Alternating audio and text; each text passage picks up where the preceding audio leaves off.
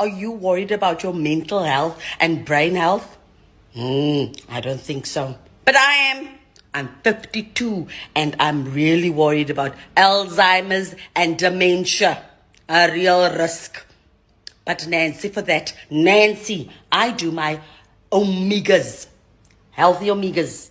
Salmon, avo, egg, omega-3s for the brain. I'm Euodia Samson and I'm an integrated wellness consultant. Do the necessary. Eat reg, man. Eat right, people. Omega-3s. Hmm? Hmm?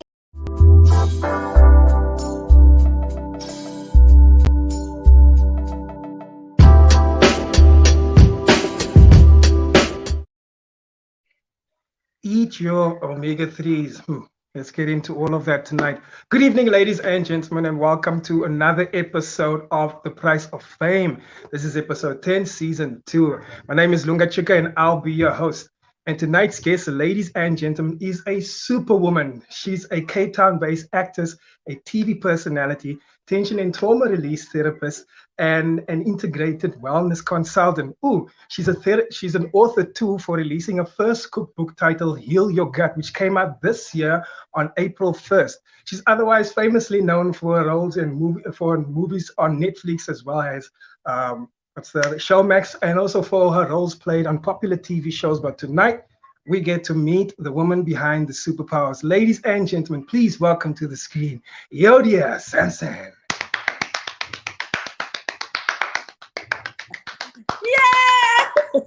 Yeah! Yes! Lunga! Good evening, Euodia. How are you? I'm fantastic, man. I'm doing very well. And I hope you're doing well.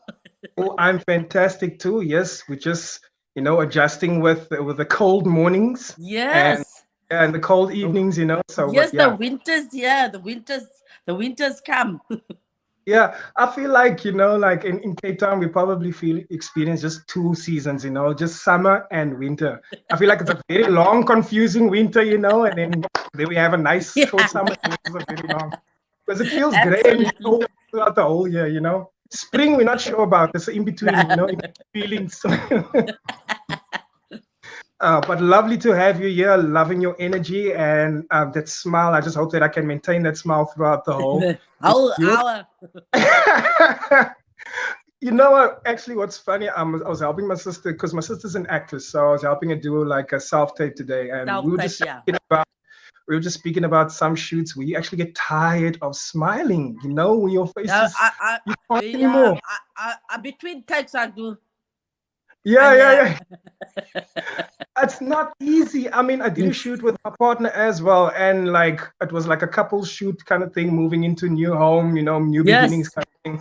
And wow, like your face actually gets tired from smiling. And some of the pictures are like a fake smile. It's like and you come home and there's a whole muscles is like tense. And that's the thing, because that's muscles that you're literally flexing when you're smiling, So exactly. You think, like, because smiling is so easy, you're like, yeah, whatever, but like just try to smile on command all day, Oh no, it's the muscles. Well, thank you for being a guest on The Price of Fame. It's truly an honor to have you here tonight. And like I said in the technical check, I have a lot of people that has been reaching out. Usually I get my comments after or during the interview, but as soon as I released like that you're gonna be the guest tonight, comments started rolling in. People started tipping me. They're super excited about tonight, So fantastic. I'm also excited to get to know the woman behind the superpowers. So yeah, let's get into that. Okay, so we all know this thing, like a new me, a new year, it's a new me, And when this year started, and even if we don't say that, it's just a new year. It's always a fresh start, We always inspired to do new things and whatever. So what was your mindset walking into 2022? 2022, I think we all had a hiatus for 2 years where we just sat and contemplated what exactly is important for us. All the bull had to be put aside, the busyness, and there was a blessing with the COVID. in that we had to really assess what is important to us.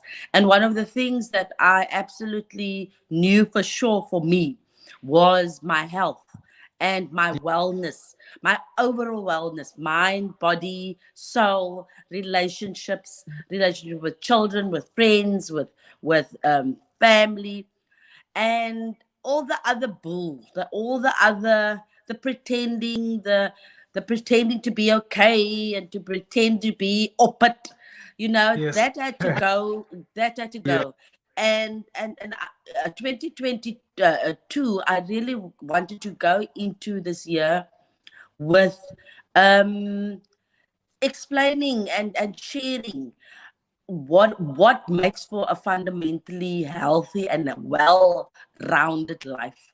And it's been phenomenal that I got a platform to do it with, and that has grown so phenomenally, and really looking at my life and what I am happy with my life, that I can truly say I've got to a stage where I am truly, and people always think you must be blissfully euphoric 24/7. It's not that Mm, things don't happen to you and you feel down days, and because life is the ebbs and flow, but there's a constant just knowing that I'll be okay, man. And the yes. lever is lekker.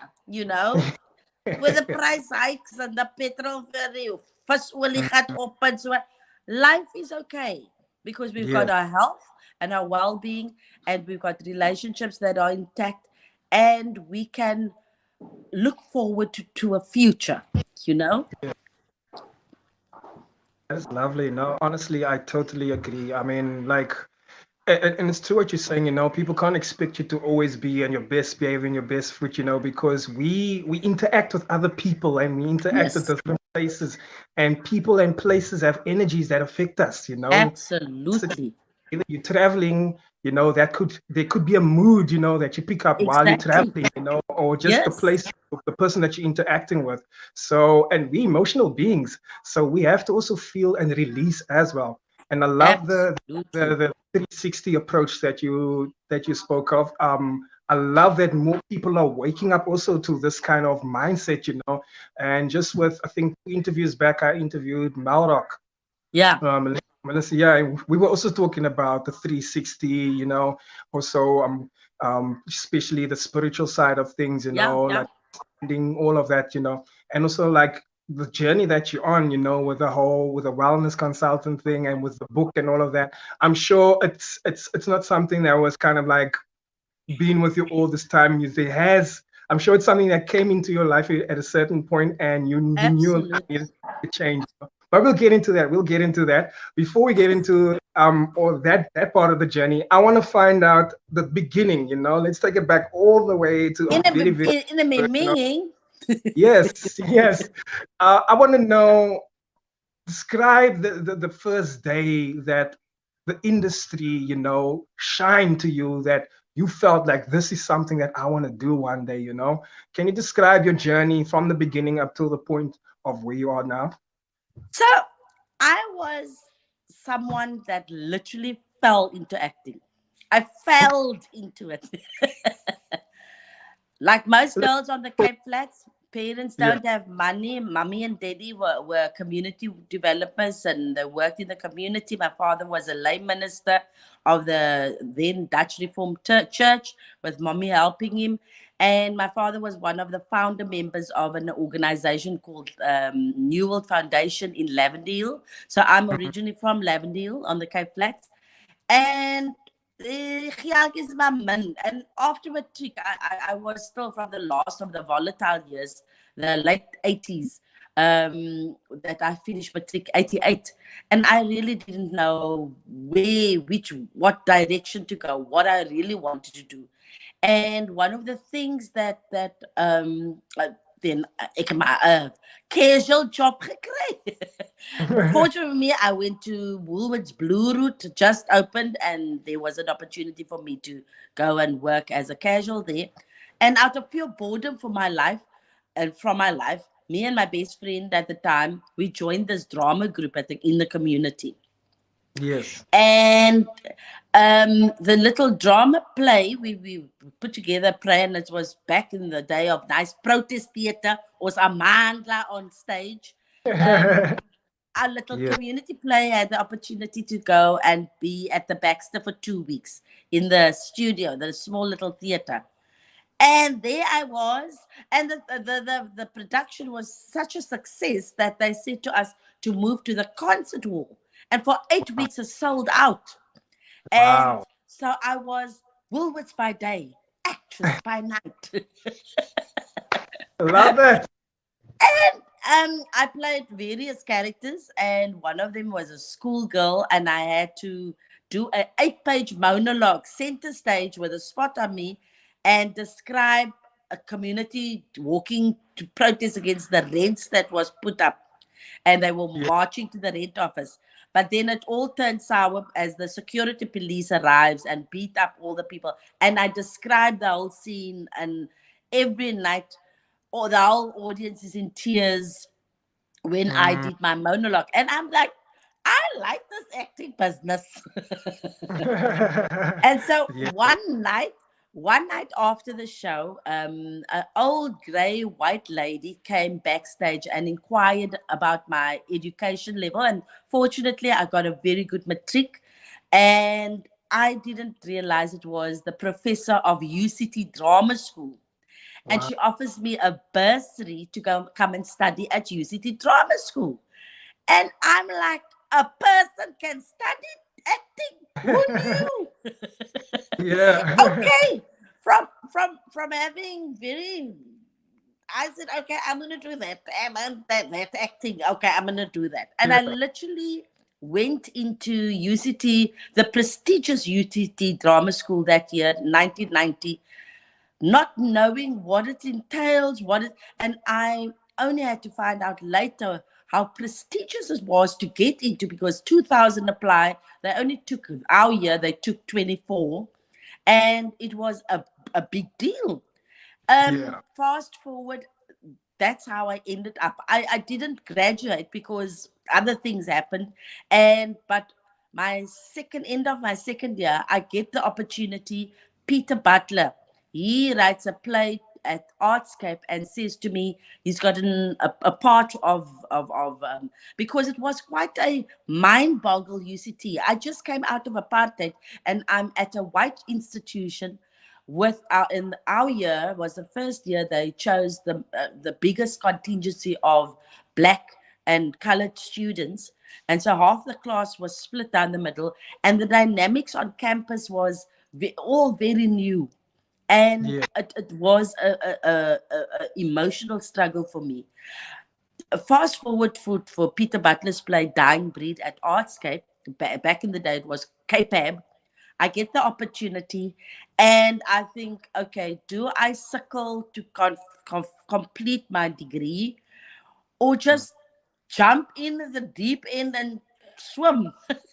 Yeah. Yeah. And Yeah. that was literally October month. It will be 30 years ago that I just decided, let's run with this acting business and see where it takes me.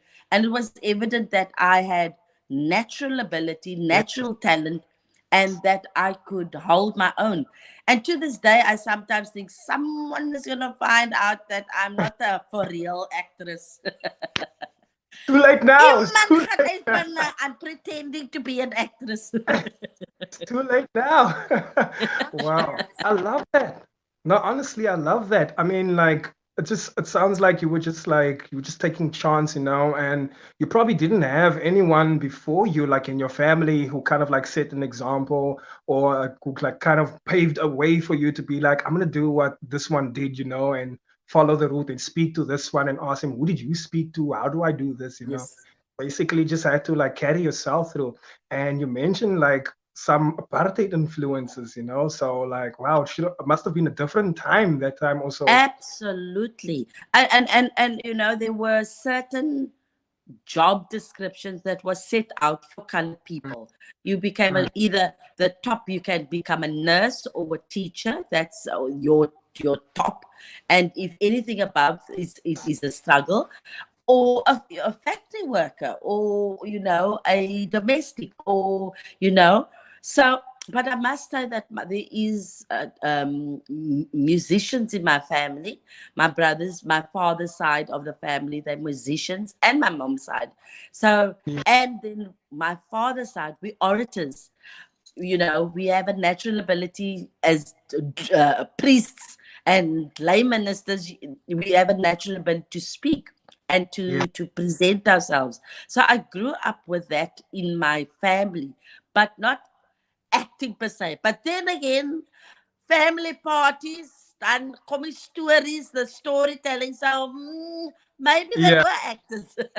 Yeah, yeah, yeah. Yeah, if you just put them on stage, tell that story. Yes. No, no, that's so lovely. Okay, tell us about the wellness journey, like I said, it wasn't something that has always been part of your life. And obviously through your own experiences, you knew you came to some point and you knew that this is important, that not just Yes. me to make a change for myself, but I need to let people know, I need to take this to my platform, I need to take this to my audience. And you wrote a Yes. book about it. So can you tell us about that journey? What inspired you to come So, up with that journey? So your first. so one of the catalysts I think was the death of my parents. So my mom died about 18 years ago. Mm-hmm. Cancer got her, and my dad 3 years later, 15 years ago, of stroke complications. Yeah. But and I remember sitting on the couch a week or two after I have buried my mom, and I start screaming at God. I refuse to get cancer. I tell you, yeah, because all the women on my mother's side, in fact, her brother also died of throat cancer. All the Yeah. women on my mother's side all died of cancer. Cousins, women cousins, all. Somehow everybody could get cancer. So I had to really fight with the thought that this is going to be my journey too when I buried my mom. And I refused. And I made a deal with that bra, and I said, I don't know what I must do to prevent cancer, because another thing, at 19, after my matric, I found a lump in my breast. And I was paging through a magazine, and there they were showing how to Do they? self-examine. Yes. And Yes. I was just doing it randomly, and I found a lump. And I do believe if I did not find that lump at 19, I would have had some sort of breast cancer or something Yeah. wrong in my 30s and my 40s for sure.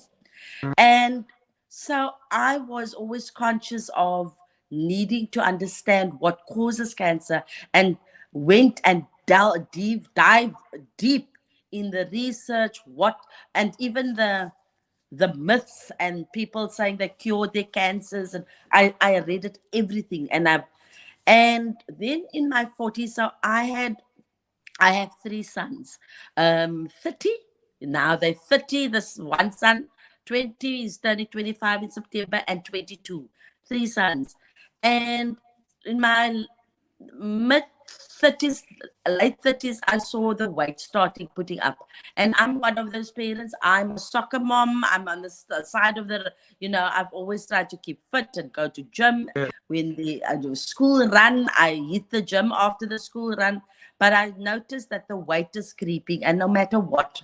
And I was doing my low fat and exercise regime, but the weight was creeping up. And one of the things that I knew for sure, that carrying extra weight makes you susceptible for cancers and stuff. And so I was desperate to find a way to shake the weight and be healthy. And nothing, I tried every diet pill in the book. And for the fact that I'm a public figure, I wanted to look good, and I needed to look good. um I tried every diet pill, every shake, every tablet, every little puyerki with the bushman seeds. I spent thousands on the crap, and Yeah. that would work for a bit as long as you pay. But then the kilos will fall off. But then they will come back with cousins and uncles, they would pile on again. Yeah. Until about 10 years ago, Professor Tim Noakes and the Banting Revolution. And why I went with Professor Noakes, that my father-in-law, him and Professor Noakes were colleagues at UCT Medical School at one stage. And my father-in-law suggested that we start listening what Professor Tim Noakes and the Banting Revolution, what he's talking about. And I started doing it at the beginning of that year. And my goodness, my weight dramatically forward without me help, trying. And also because I was probably premenopausal 10 years ago. I'm 50. I'm turning 53 in September, and Say, you want to say? yes, and 10 years ago I was 42, and they were saying, you know, you premenopausal and all, so you obviously the weight will always be there. But when I started banting, it was a dramatic change, and within 4 months I felt fantastic, and just looked fantastic and felt fantastic because the weight came off, and I had my health back. But I was working communities at the time, with my tension and trauma release. And the ladies in the communities were all wonderfully with their tension and trauma, but they were suffering with diabetes and high blood pressure and all the stuff. And I started telling them, why don't they go on the banting? They don't have access to all these stuff. And then I connected with Professor Tim Noakes, and I asked him what's the possibility to take the new research and the new science, nutritional science, make it community friendly, let me understand it and teach it to the ladies. And for 2 years, I traveled to communities all over the Western Cape with the Noakes Foundation, and they started what is called now Eat Better South Africa, is the NGO, the outreach that they work in communities. And for 2 years, I did that. I had to move away from Professor Noakes because he's a purist, because he's diabetic, that no carbs, no sugar. No, nothing. Wow. And as a community person, I found it very difficult because my traditional food, a biryani, and now and then a roti and a curry, and you know, our traditional foods is carb heavy. But I did see that when I did eat a bit more of my traditional foods, I would start feeling crap again. So I had to um, figure out a way that I do for 80% of the time. I cut my carbohydrates, cut my sugar, and 10-20% of the time I allow myself my traditional foods.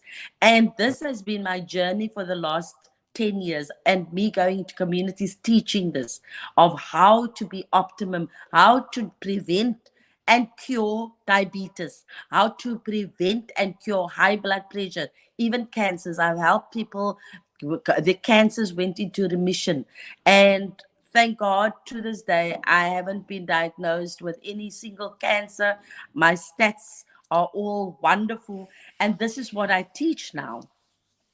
That's amazing. And like, I mean, you stopped your challenges in its track, and you actually didn't stop there. You literally took it upon yourself. You're like, I'm gonna make this my mission and help other Yes. people also stop their challenges in Yes. tracks. That's really amazing. And then you created your book. I mean, like you said, this has been your journey for at least 10 years. What inspired you to put all of your content together and be like, you know what, let me put this in a book form so that if I'm not there physically, they still have a piece of my knowledge, a piece of me, where they can get a full of what's going on in my mind, and still like work on their own in their own personal space. What inspired you to release a book? So I'm a reluctant author. I didn't want to do it. So Yeah. 2020, 2020, I'm busy in my kitchen, and in one clap, as the levels dropped, because we were all in lockdown, when the levels started dropping, my sons all decided to move out in one clap. And there I am, having been a mother for 20 odd years. Yeah. How do you start suddenly cooking now for two, for me and my husband? Yeah. I had to adjust, and I'm making this big pot of food, and I'm thinking, who's gonna eat this food? I'm standing here making like this huge pot of food, And I think, wait, let me put on this Facebook Live. I was a bit challenge, and I didn't even know what a knoppie to druk. Anyway, I put on the Facebook Live, and there a few people popped up. Oh my goodness, we've seen your movies and your shows. You live here, what you cooking? And I Wow. started chatting nonsense and telling them about me cooking here and feeling sorry for my emptiness self. And that was that. It was a little interaction. The next day, around about the same time, I start getting inboxes to ask, aren't you going live today? I'm like, oh, you guys waiting for me? Oh, okay, I'm not even cooking, but let me go live. Anyway, a I little love it. following started, and I was haphazard about going live in Yeah. that because I didn't think it could become a thing. Yeah. And then the more I started doing and getting feedback from people saying, oh my goodness, how refreshing, a woman from our communities speaking about, you know, relevant things, not just health and wellness, but raising children, keeping down a 28-year marriage, a mother, a wife, a sister.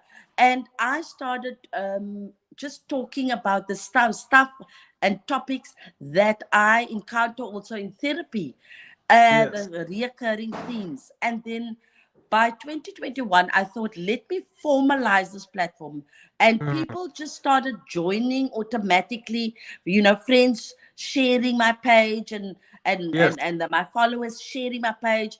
And by last year, there was quite a following, and I have a daily live on Facebook, 4 o'clock, and the followers started calling it class. And they made the analogy of a matric class. We have class every day, Yeah. and they call me teacher.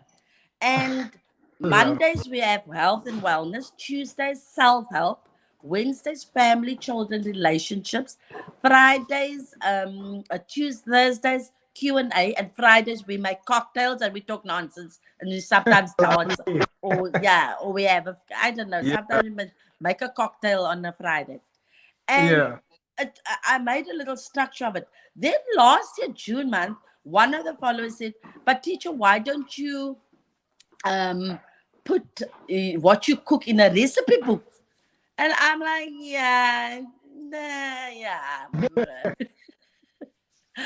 I didn't want to do it. I'm like thinking, now I Yeah. must go back. What did I cook? Because half the time, I literally, before 10 to 4, before I must go live, open my fridge and see what is in there. Yeah. And then take out and bang something together. And ta-da, there's your cooking section Yes. and then Yes. we Yes. talk. So I was like, I'll go back and see but one of the followers started keeping track because I'm a home cook. So I just Mm. I don't measure. And so she started keeping track for herself, what's in certain recipes. Yeah. Anyway, I tried to brush off this cooking book thing, and then one of my avid followers' daughter, end of last year, she said, teacher, my mommy says all she wants for Christmas is teacher's cookbook. En Wow. I'm like, en daar was eens een woord geschreven hier, maar for Christmas, all she wants, I want to make her a voucher that when the cookbook comes out, she's got a voucher for the cookbook. Oh my Yes. goodness. I actually said to her, can't I just wait? Does your mother live? Can't I go have tea with her to try and get away from this cookbook story? Yes. Yes. But then I thought about it and I thought, what an opportunity for me to really pen down and put down the causes for illness, why we are sick and dying. This is an opportunity that is now presents itself. Let me take the research that I've been doing ongoing because I am a consultant of what are the basic mistakes that people make that gets them to the point where they have to take medication on the daily, that they say it's forever, why they get high blood pressure, why they get diabetes, why heart disease, and why. And Yeah.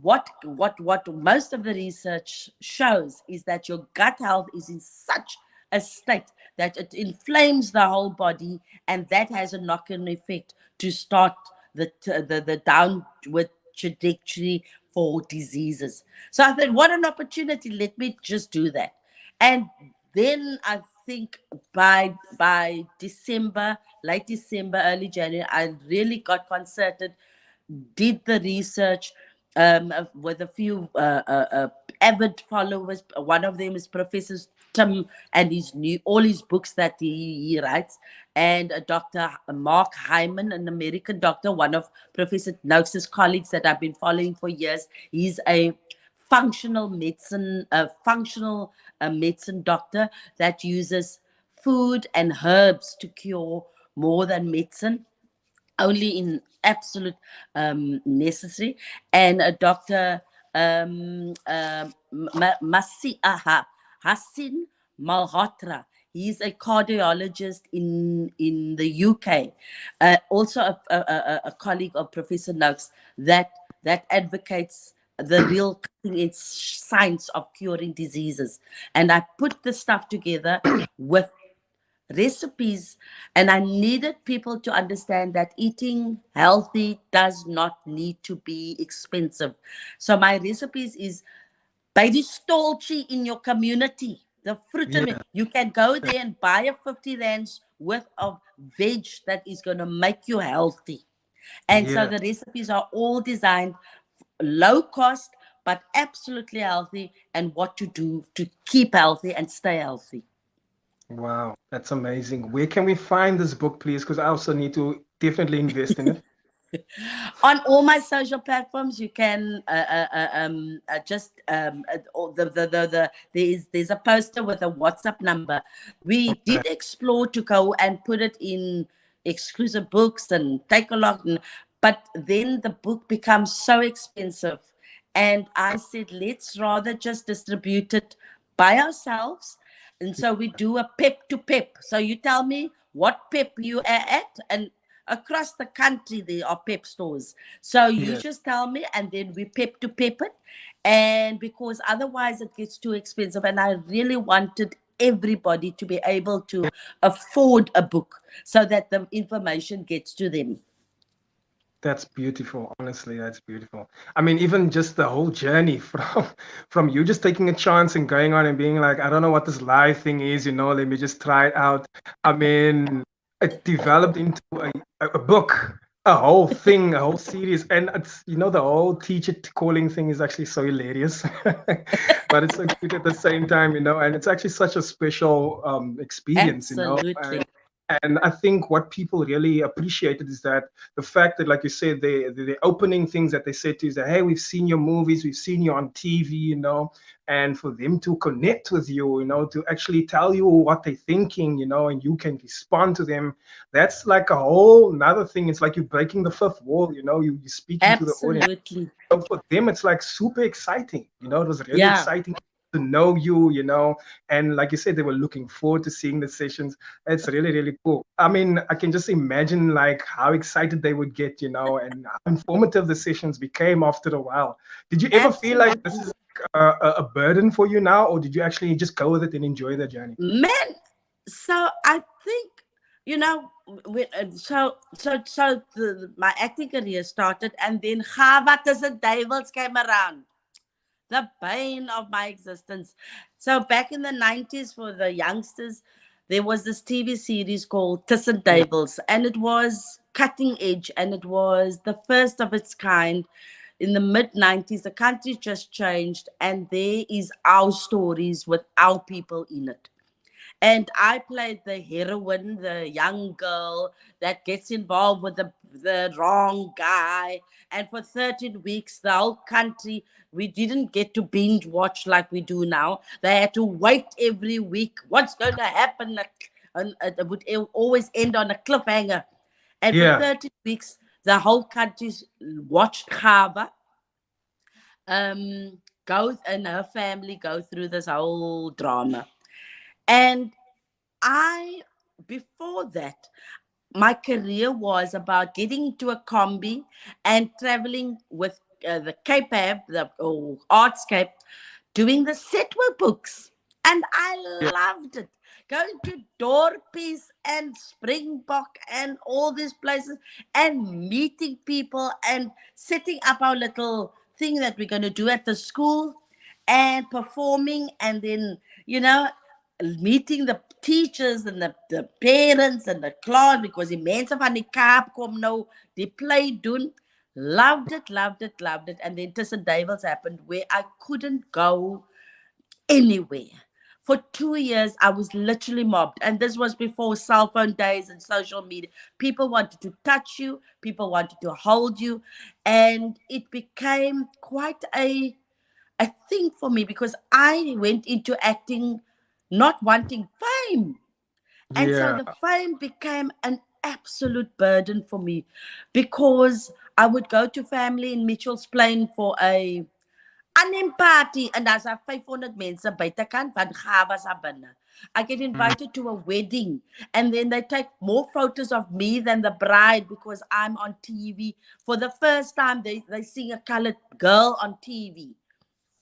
And it caused high amounts of social anxiety and crowd phobia, that for 2 years I really couldn't. I would get overwhelmed just thinking I need to go and do my shopping. And my youngest son was about 3 years old at the time, and he bore the brunt of strangers around a trolley looking into his face and, are you also going to be and the overwhelm of it. And so I really questioned God for giving me this fame. What must I do with this? I didn't ask for it, and it came. But what must I do with it? And I remember one day on a Monday morning feeling so frustrated. I got into my car and drove to the nearest high school. And I live in Plumstead in southern suburbs, Cape Town. And I drove off down the freeway, and I think Garlandale was the nearest school that we're from. And I walked into the principal's office that Monday morning, and he nearly fell off his chair like, I said, calm, sir, calm. Don't tell the school I'm here. Just put me in a matric class. Where the kids come through all day. Don't rearrange your day. Just put me in matric class. I want to tell them my story. They see me on TV. I'm a girlie from the flats. I know what it's like not to have. I know what it's like not to have dreams, and you have no idea how you're going to get to the dreams, because everything in your environment dictates that this is where you're going to stay. I know what it's like. And that morning, my motivational talk started, and I found why I came. I didn't come for the acting. I came to motivate, and it gave me so much joy. And over the years, I used acting as a vehicle to get me into communities, into places that I necessarily wouldn't have been invited to, or gone in my own capacity. I've traveled everywhere across South Africa, across the Cape Flats, up the southern Cape, and down to Springbok, Nababi, as a person in the media, and to go and speak the motivation stuff that I was born to do. And the acting has become the vehicle, and still it is, and I had to really consider my exposure, because late 90s, early 2000, after I married, we had two more children, and I had to really consider, do I want to expose my kids living in the limelight, growing up in the limelight, in the background of a famous mother, when the soapy started, Seven Land, Isidingo, the phone calls came, and I had to consider, and I said I would rather be a present mom, because acting will always be there, and me being famous will always be there. So over the years, I just did enough to keep a thin thread to myself, the original me, but being a mother and raising 3 decent men was my main task. And then going into communities and share with them my struggles of what it is to be a wife, a mother, a woman, um, a career woman, the full package, and how I was dealing with it from day to day. Mm. I love that. Like, I mean, just from what you've shared now already, you've made us aware that you just walked into acting and you had a natural talent for it.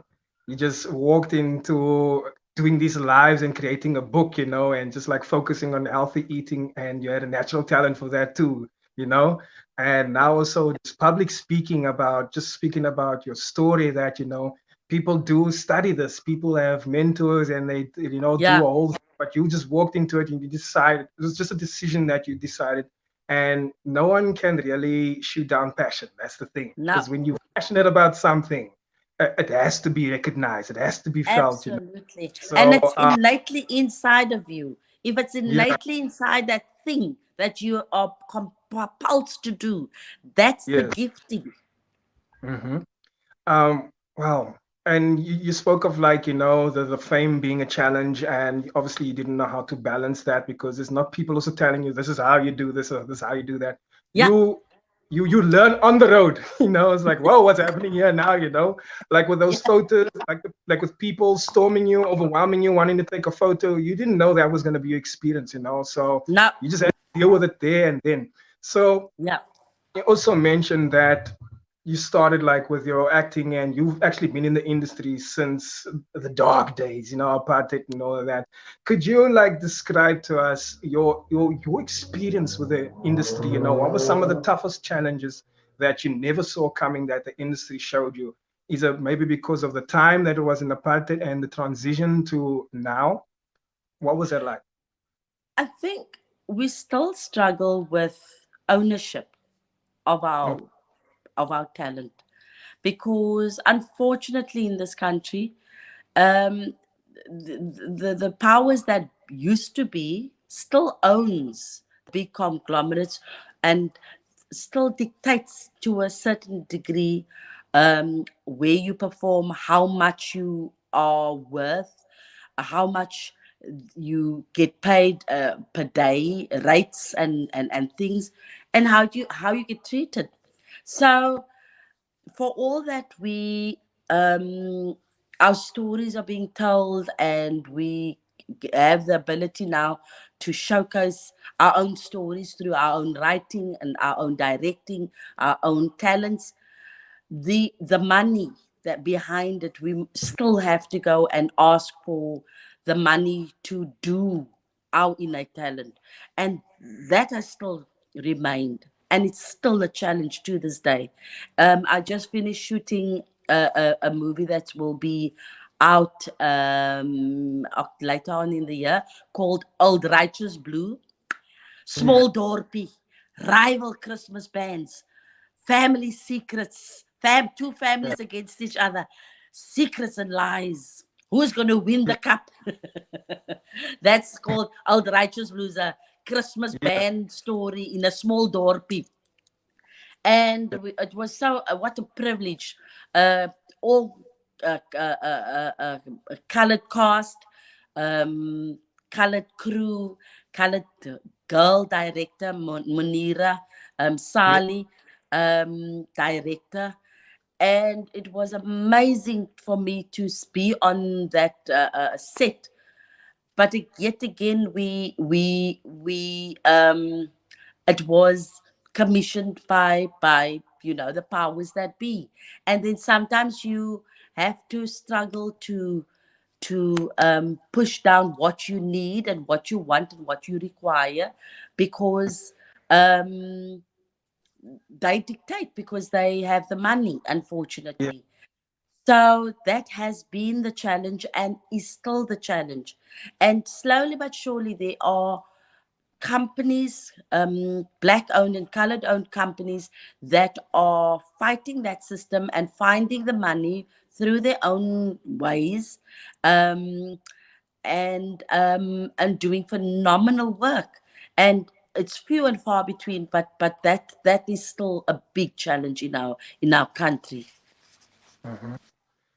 Like as you were speaking now, and you just mentioning this Java, I mean, like something's tickling my mind, and I'm remembering. Here's a funny story. Listen to this. So, someone that I know, she was in a car accident, right?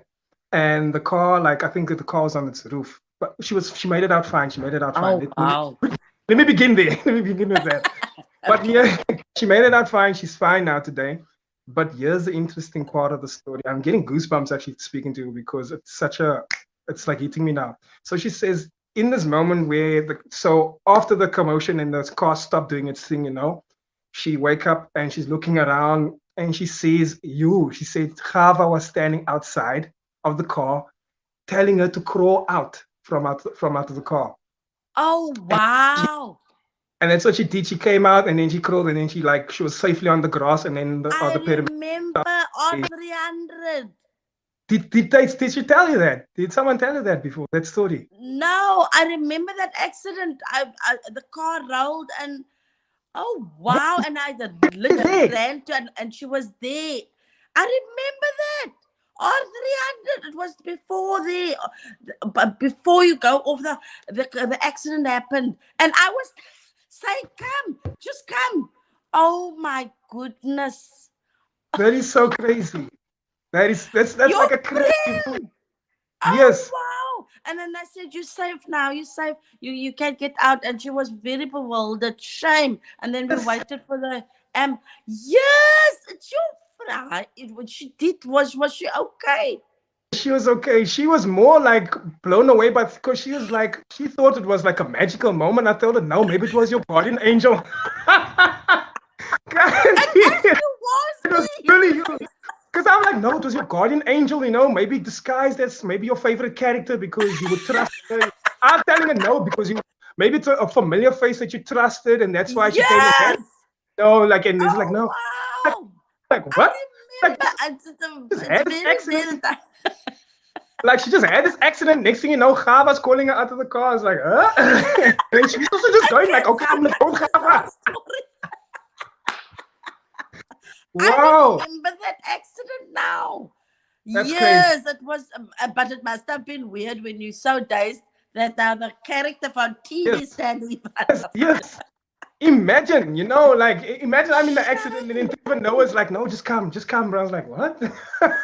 It's fine, you're okay now. I was like, wait, what? I think I'll go back in the car. Like, this is not real. It's a Jesus moment. Yeah, it's a Jesus moment. Oh, Yes, wow. I I mean, remember that accident. Yes. Shame. wow. No, I'm so glad for that. She's fine. Oh yeah, no. Like, she even told me she didn't have really like huge, what's the name, just shock maybe, and what Yes. you call it, flash from the actual Yes. actual accident. But to her, like, what's the highlight of the story is that seeing you Oh, telling her to wow. come far. And I'm telling her, no, Yes. things happen, angels appear. Can't you are really there? But you say that everybody's got from the 90s and so on, and consequently SABC's played it so many times.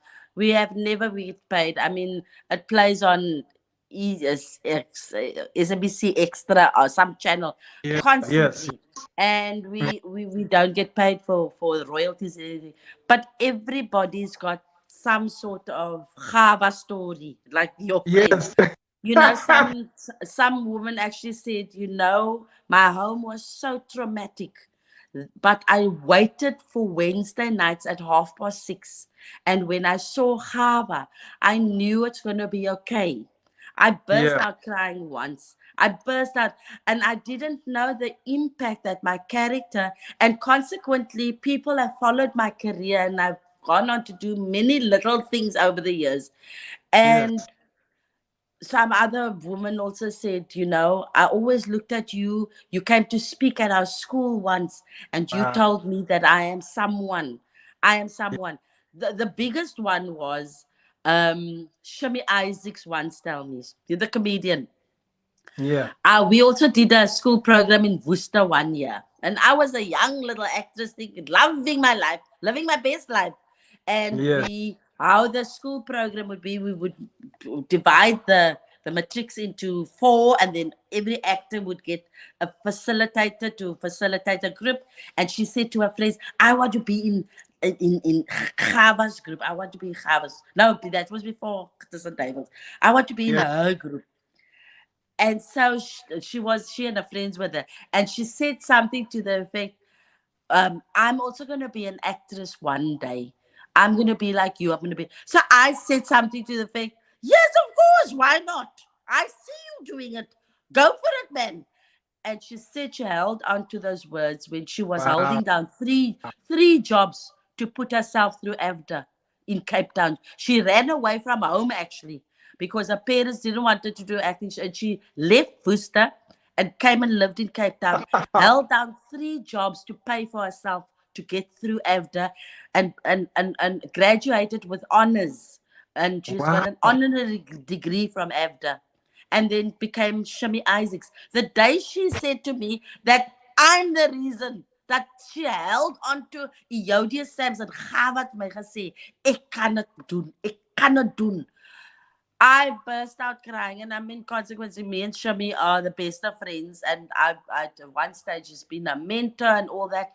And for me, I didn't understand until later years the impact we have as artistic and creatives. And some people can so use it so flippantly. So flippantly. For them, it's about the fame and being. And I always say my motto. And you know, I now with this new movie, there was a few young people first time on the first set, on the first movie set, and I said, you know, the fame is all good, but there come days people don't realize you shot that movie 3 months ago and you haven't had work. You won an award now, but you have no work and you can't pay your bills. So I've always believed you're only as good as your last job. And you be decent and nice on a set, because you never know when people are watching how you are between takes, what personality you are. Are you a diva and come and just want to be the famous one and be treated like you now, Dino Halle Berry? Or are you accommodating and understanding and loving and kind on a set? Because people will remember you by the words you've said to them and how you've treated them. And that goes across the board. And in the old days, like I said before, cell phones and selfies and stuff, people wanted to touch you and speak to you in your face. And then you must stand there and listen to their stories about their grandchildren and tea and that. But I would spend 2 hours. It would take me 3 hours to go do my shopping, because everybody wanted to talk to me in the old days. Now it's fine. They just want a selfie and then they go off. And you know, and some artists find that also a problem. But if you're in the media, they own you to some degree. It's how what comes with a package deal. Do it with dignity and respect. And then sometimes you must be firm with people and say, please, man, I'm here with my family. Do you mind? But do it right, because people can turn very quickly on you and be vicious. But for the most part, I think the fame part is fleeting, has always been fleeting for me. When people said how my acting has impacted their lives, how my talks have impacted their lives and saved them, changed their health around, literally and physically, I've saved lives, then that is much more important than being on the front pages of You magazine or standing on a red carpet in beautiful dresses and stuff. That is fun. And I love dressing up and hanging with my friends. It's fun, but it's not the real work. It's not the real work. The real work is leaving a legacy. Leaving a legacy that one day when people leave your space, they will remember you for what you did to their souls and what you left with them. Wow. Yoda, you're blowing my mind. Yeah, like this is so amazing. And the time is running out, and I was like, no, I want to speak much more. Again. Wow. Yeah, and like I was really just enjoying that, and like really you blew me away with Shami's story because I had it on as a guest as well. We spoke about her acting career, you know, how she grew up in her acting career to becoming a writer now and also Yeah. producing her own shows and that kind of thing. Just to find out that you were that spark that made her believe in something, and she Yes. went against everything and probably the only voice, positive voice, you know, all the other negative voice saying, don't do this, don't do that. The only positive voice is probably you know, and you're not even knowing that you what you're saying in that moment is going to impact someone. I'm sure you, at the Absolutely. time you just wanted to be positive, you know, towards her and tell her something like, yes, follow your dreams, you know, you were just Yeah. telling her that, you know. But to her, it was like, no, it was that woman, and I'll never forget. And also like seeing your growth and like you said, at the time, there wasn't a lot of colored women doing what you were doing. So you kind of like had the face and the representation for a lot of women of your generation and even just like far off. Absolutely. So it was Absolutely. a huge thing to hear something from you or to see and speak to you. So I do understand where it can become a little bit overwhelming, you know, Yeah. And at the tension. moment, at the moment now in my category, I'm now your 45 to 55 and even up to 60 I'm playing. Charlene Surtees, she's gone. Denise Newman, they in the soapies, Denise and Vanette and Auntie June van Mesh, they the older, they were my examples, but they were a handful. They were 3 or 4 women that I looked up to and go, oh, Sumac J. And now the younger generations, me, Jill Liebenberg, Leanne Van Roy, we are a generation now that the younger kids are looking up to see how we are and what we do Yeah, and how we are in this industry. And we must set the example at the end of the day, of being yeah, formidable artists, first of all, but more so, um, being decent and wonderful human beings. That yeah. is for me the bottom line. Mm. Um, we like I said, yeah, we're running. I hate watching the time, but I wanna really ask this question before we wrap this up. The tension and trauma release therapy. I know those words separately, but when put together, I don't know exactly what it Wow. is all about. So, And this is something that you also one of your strong, passionate things that you do. So could you describe it in a nutshell? You know, what is it? What is it that you do? Or what would you like people to understand about tension and trauma release therapy? because of the high anxiety that I experienced with the crowd phobia, and I was generally an anxious child growing up with my mother, and my mother was undiagnosed only years later after she died. I realized she must have been bipolar or something. And so I had Okay. high levels of anxiety, and I found this modality. I don't know how exactly, and a lady in Constantia was offering this therapy, and what it is, the root and so I went through my own process, and I felt fantastic because I felt my body for the first time just breathe out and be completely relaxed. And Mm, so when she heard that I was doing motivational talks and nutrition talks in the communities, she said, strongly suggested that I become a facilitator of this process. So, what the process is, so your friend that was in the car accident and that saw okay. Gaba in a ray of light. So she Yes. was so so when you're in a car accident or you got that bad news or you fell off a roof or something, you automatically sit and shake, right? Yeah, you go in Because shock. the body goes into a shock kind of things. So that's shaking. But what they found out is that the shaking is the body's natural way to release the high levels of cortisol and adrenaline that surges the body, that gets the body into fight, flight, or freeze mode. Because when a trauma happens and the body feels like it's going to die, it either runs away from the trauma or it freezes, it locks down, or it starts fighting. So fight, fight, or Yeah. freeze. Yes.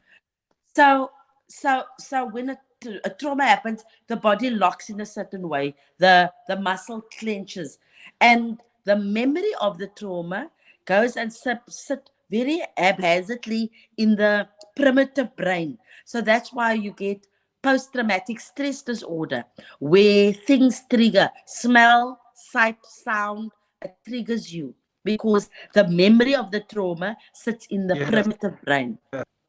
So, for instance, in a car accident, when the accident happened, you might have smelled the petrol running, the blood running, and the redness of the blood because your senses are heightened, or the smell, or the pieces of glass on the tarmac. It's just shining with the lights falling on it. So those are memories of the trauma. So months later, you drive into a petrol station and the smell of the petrol Yeah. triggers you and you start getting anxious. So the body holds in that old memory. All the muscle tense in the same way. The whole Yeah. body tends to protect you. So what tension and trauma release does, we do yoga-ish exercises. You know, when you climb a mountain, then your legs are more so jelly and it shakes. Yes. So we Yeah. do yoga-ish exercises to stretch certain muscle groups because it's a neurogenic kind of process. It's a brain process, the shaking. So we do the yoga-ish exercises to switch on that mechanism for you to start tremoring. And so we bring on the tremor mechanism and you lie on your back and your body starts shaking where you've been holding the tension and the trauma. But you need to feel completely safe. Me as a facilitator, we breathe first deep. I teach you to do deep breathing so that the heart rate stay calm and gentle, so that you don't hyperventilate and get the body all worked up. We breathe constantly deep, and I keep you present. I ask you, we don't go into the memory. We don't go into the mind. We stay in the body. We say, where you feeling, what you feeling, tell me what you're feeling. You feeling this, you feel. So we stay in the body. And the tremoring releases the tension that is held. It's like an internal deep tissue massage, but you do it for yourself and your brain controls it. Wow. And then what happens is the brain orders the trauma. The body don't feel so reactive anymore, and you don't. They're using it for post-traumatic stress disorder in soldiers in America. They're using it for rape victims, gunshot victims. They're using this modality now for all kinds of trauma. And I've helped many over the last 9 years. Many. Recently, a young teenage boy that was forced into gangs that couldn't sleep and just getting nightmares, and I helped him recover without medication. Yeah. No post-traumatic stress medication, just the Yeah. body releasing in a safe space. And over 6 sessions, 7 sessions, once you put the mechanism on, every time you get tense, the body automatically sit and shake, and you must just go and lie down, and the body says, okay, we're releasing now. It's fine, you're safe. Wow. That's It's a amazing. fascinating, and it's you can go read and watch videos on it. Tension and trauma release exercises. Dr. David Baselli. Dr. David Baselli is the founder member in America. He's a priest and a doctor that worked in war-torn countries, and he Yeah. developed this modality. Wow. I love it. Thank you so much actually for that enlightenment. I had no idea like what it's like, and if I had no idea what the traumatic experience is like for these people, the body shaking. I was Yes, aware through my own working on my traumas that I know yes, that trauma sits in the body, in certain places yes, of the body, in memories, and just absolutely. triggers are always there, whether it be someone or a certain kind of way that someone speaks, or some of the way that they touch you or smell. Yes, Your yes, senses, it's carry the heightened. Yes, yeah. But absolutely. thank you so much for enlightening us on that, and also giving us the links and direction where to check out more of that. Yes, On and I do counseling, and for the last 2 years, 3 years, 2.5 years again, because of COVID, I counsel via WhatsApp call, video call, and it's been very successful. So a lot of my counseling clients came through my lives, Love. And I've been counseling people in Australia, China, Canada, all Across the over, down the road, and it works fantastic. Just the counseling, and also just if you mentoring, because a lot of guys don't like the word counseling. yes. What's it? Coaching, life Yeah, coaching. yeah, You have a area that you're stuck in your life. Come and see me. Yeah, yeah. Feel like you've just been Java to the whole world, being I saving. love it. My husband says must chill because I'm Yeah, just yeah, yeah. always just No, you're here for the world. You're here for the world. You are never here to my make yourself purpose. happy and make yourself rich. You're here for the world, Absolutely. and you're just following what your calling is. No one's forcing you. You're not trying to force it to make it and manifest in your life. You're literally just being like, I'm here. I don't know why I'm here, but I have something to share. And boom, like Absolutely. literally boom. So I'm looking And, forward to and next. a final thing, if you stand in your gifting makes room for you.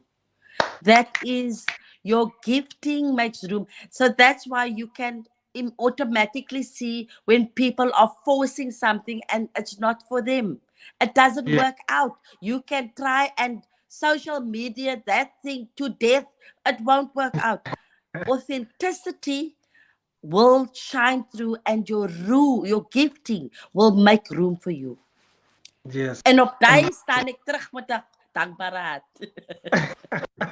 I also love the thing that you said about you realizing that the impact. And I have to wrap this up. Whew, I'm gonna get so much. I'm gonna get trouble for that. So I remember that you said something about your impact. Realizing the impact that you have on people. Because of the role that you play on TV and how they see you, what you say, the time that you spend, the little bit of gestures that you show. And it's like you're saying, it's true. I realize that too, and it's so sad for me when I look at some artists and I be like, they have no idea the power that they have with the platform that they have, and how they influence people. And some of them are Absolutely. trying to find their way, they're trying to express their own feelings and their own thoughts. So some of them is just really expressing themselves, Yeah. for Yeah. expression of Yeah. maybe trauma or happiness, whatever. But I realized the strength and the power of you having a platform when people are giving you their time and attention, and I realized the importance of time and attention. So when people pay that time and attention to you, you need to give them something worth of value. So, and you've made absolute value of your platforms and what you do, and in any way that you affect people. So that's, like I said in the beginning, you're a superwoman. You're honestly a Thank superwoman. you, man. But I have Hey, to this wrap. is my superwoman. No, you're a superwoman, honestly. Like you've gotten a lot of feedback and you've gotten a lot of testimonials, but I'm sure you have no idea how many lives, and I don't mean like livelihood, actual lives. Yes. No, absolutely. So you're a Absolutely. superwoman and you're reaching the whole world, and I just hope that you go continue, and I want you to walk into more things and just boom, explode Yeah, completely. wait for it. Wait for Yes, it. yes. Wait for it. There's But more okay, coming. I have to wrap this up. Lunga, thank you, man. And with wrapping this up, I have to ask you this question because it's a very important question to me and a very important question to the platform. And with this one, I put you in my time machine and I want to turn it back to a younger time, a very younger version of yourself, a very younger version of Euodia. And like, you have no idea what is in store for you. It's a time when you're probably most vulnerable and you needed some guidance. And it's the version of you today, having walked the journey that you've walked, learned the lessons, done all the things that you've done, and you have like 5 minutes to share some advice or guidance with a younger version of yourself. What would that be? Stay true to who you are, and always check in. Is this me? Is this me? And do not morph into anything. And that truth, your own truth, and to an extent, that was always me. And that's why when opportunities came, I grabbed it, and I was fearless because I knew I would land on my feet, whatever the outcome. Oh, somehow gaat het uitwerk of niet, and I'll be okay. Yeah. Stay true to your authentic self. Grab every opportunity that comes along and ride the wave. If it doesn't work out, it will take you in a direction. At least you're going in a direction. Yeah. And just chill. Things have a way of working out. Stop Yes. stressing.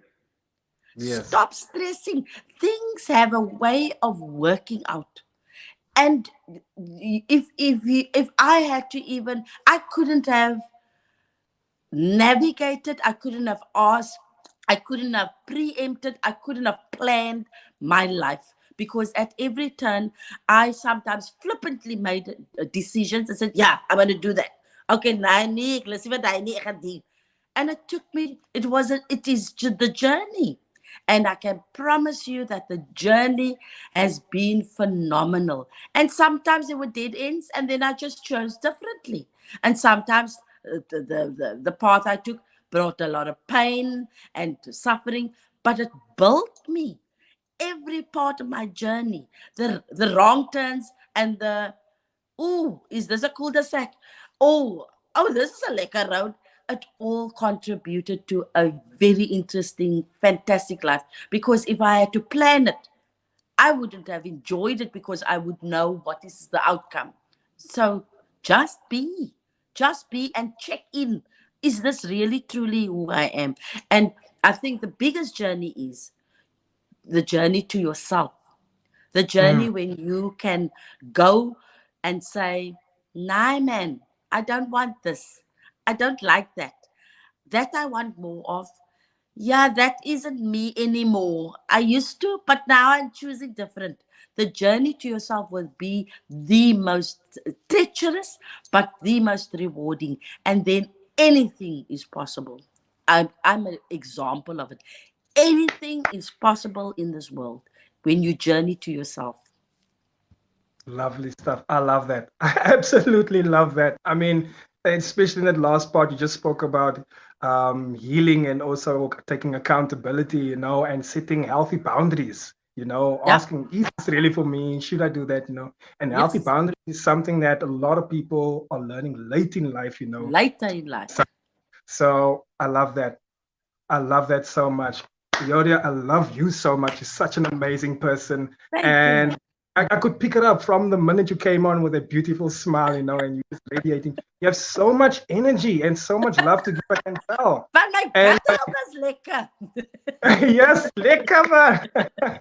I mean, My you've gut had a health is lekker. Baie energy. yeah, like you've had a very long journey in this industry, and I feel like with your energy, it sounds like you just came in, like you still have, it sounds like you still have much to give. You have so much more to give, like, no, I'm still here. Or I Yes. just came here yesterday. So love that. I honestly Yeah. love that. Is there anything that you felt that I may have left out in this interview that you feel like you'd love to share with anybody? Now's the chance. I think to add on to the overall wellness, health and wellness, being optimum in your body. Literally, if you feel in the morning you wake up and you feel right, I can tackle the day.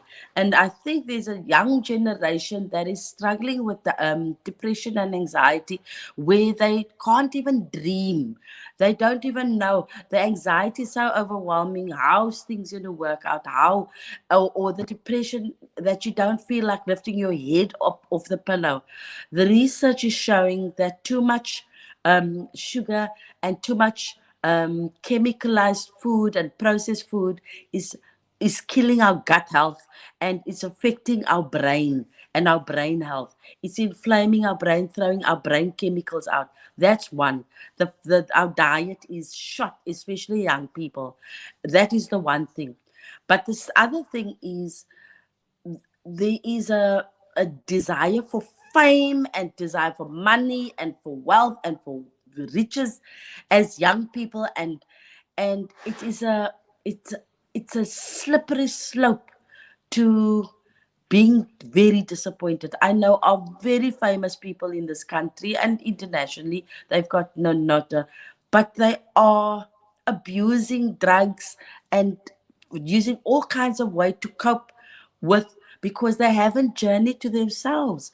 They are seeking to fill the hole in their soul by being famous, by being on the front pages of magazines, by wearing the best clothes and going to the right parties and be seen with the right people.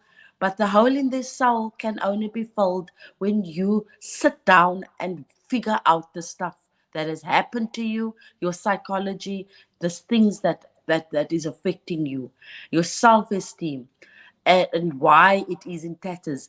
Do the work, and it's scary, but do the work early, and then all the other stuff will come. I promise you. That's how the universe works. The universe can only give you once you have a semblance of a wholeness in here. Then the universe can add to that. And people that get that without doing the work, the wheels come off later on in life. And Yes. then they have crash and burn, and they have all kinds of problems, and everything goes to pot. So in your young years, enjoy being young, but also do the work. Yes. Ek het nou praat ek baie. Hulle gaan jou No, afsny. no, it's beautiful, and I'm gonna end it on that note. I promise. Otherwise, we're gonna go on all night, I and can this might. speak for 3 hours. You know I can speak for 3 hours, and that Yeah, will be yeah, a yeah. problem. No, no, no. I have to be fair with you. I have to be fair, and I've already taken way too much of your time. But I absolutely love it, I'm and I loving it. It's everything that you said, doing the work, I've actually created an organization, a NPO that focuses on young people to make them aware that they need to do the work because sometimes they're not wow. even aware that they're dealing with these things, Yes. and they start later on in their life like, oh my God, I've got childhood trauma, I've got all this. Yes. So we're like kneeping, while they're still teenagers transitioning to young adults, teach Absolutely. them to do the work and to have these conversations, these healthy conversations. So I love that and I salute you, but I have to And let you invite me, man. Invite me na julle Yes. gatjies toe. Wherever Ooh. you, I will come with pleasure, man. Thank you so much. I will definitely keep your number and invite you. I'm going to keep you very close. You're a very special Thank person. you. And you're a blessing to us. You're a blessing to each and every And one of look us. at you, the lekker old man. I like you. Thank you so much. I appreciate it. I feel so honored coming from Hava. You are lekker old man. I like, and a lovely thing that you've got going here. Absolutely. Thank you so much. I truly appreciate it. Real quick, before I let you go, can you please drop all your social handles for those who are not following you just yet, just so we can find out what you're doing, we can keep up with your lifestyle and all the things Yes. that you are investing into our lives. So can you please drop us your So, social handles quickly? Euodia Samson on Facebook, and then I've got another page, Euodia Samson on the Facebook. That's sort of a private page where I post my private stuff. My lives is on Euodia Samson, then Euodia Samson on Insta, and then also Heliogut, Heliogut on Facebook. Because Yes. we also was Ola bags. We Facebook, Yeah. not so much Insta. But I've got my Insta account. So the older ladies and the older aunties, we do Facebook more than Insta was for the young people. But Yes. on all the platforms, Euodia Samson, Euodia Lynn Samson, Helio Gut is also the Facebook page that we share a lot of testimonials of people fixing their health, losing the weight, and families being saved, because I speak about teenagers and young people and how to keep you healthy as a young person. Beautiful. Absolutely beautiful. Do you have the book there in front of you? Can you show us the Yeah. cover? Looks like, yeah. Okay. Ah, lovely stuff. Yes. You're lovely. Helio I love Gut.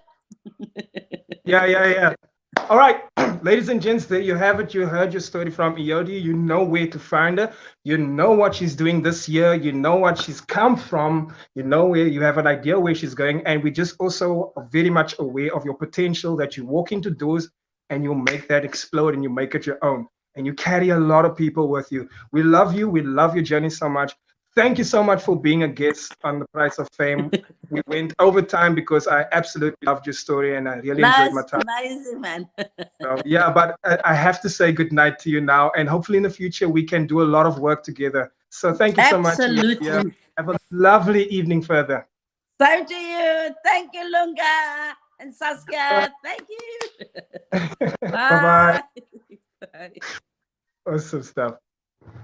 Well, there you have it from the lovely, inspiring, radiant Euodia Samson. Like, if you thought a screenplay or what she's put on the movies and TV, if you think that was inspiring and that was a lot, this lady has so much more that she's done off screen, in people's lives, face to face, and she continues to do that and spread her heart.